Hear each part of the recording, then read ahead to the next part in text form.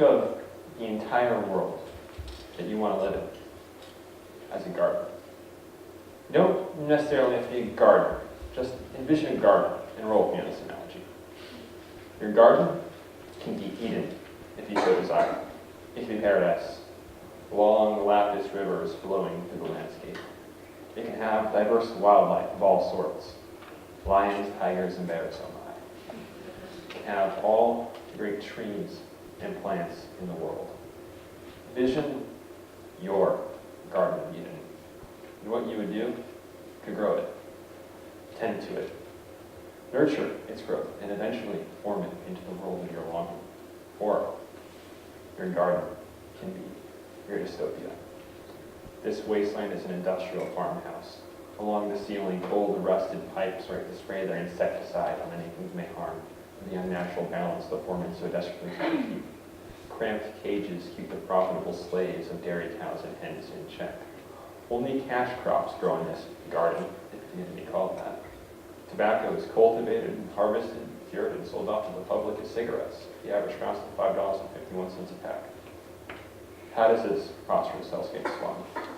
And what would you do to prevent its growth? The former of these two possibilities is a world full of art and culture, a brewing pot for life, the global stock exchange for the marketplace of free ideas. The latter is a world without art, a 9-to-5 rat race for a speck of greasy, artificial cheese. To clear the air, I'm rolling arts in this speech down to visual arts, performing arts, music, and literature within the public realm. There are several reasons why we should uplift arts in our society, as well as several easy ways for us to do so. Such reasons are to breathe new life into disparaged areas of our communities and provide youth with more outlets to express themselves artistically. These can be achieved by providing more opportunities in our communities for youth to artistically express themselves, exposing communal arts to different localities, and the implementation of more programs that will reinforce arts in our communities. For the garden of our future, we must tend to the more neglected patches of life. Planting pots ridden with weeds and sterile soil can bloom and blossom with the proper care. The future of humanity is dependent upon us uplifting the less fortunate and providing them with the same sense of community as other groups. The ghettos and poorer inner cities have been shown to grow leaps and bounds in certain areas when the arts appear.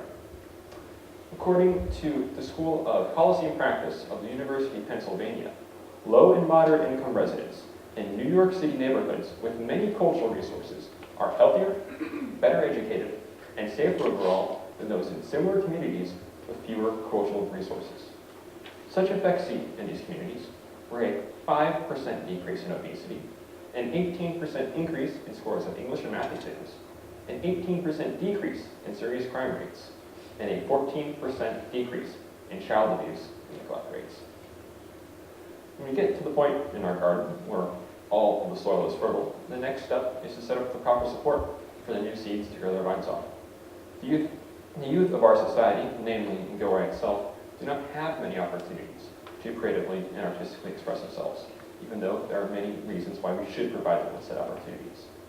A 10-year study from Stanford found that young people involved in non-school, arts-based community programs were more likely to achieve academic success. In addition to benefits for young people's academics, these opportunities will also allow them to explore their own artistic skill sets. Our future soldiers and athletes have sports and physical training participated during high school. Your next congressman or woman may be your class president.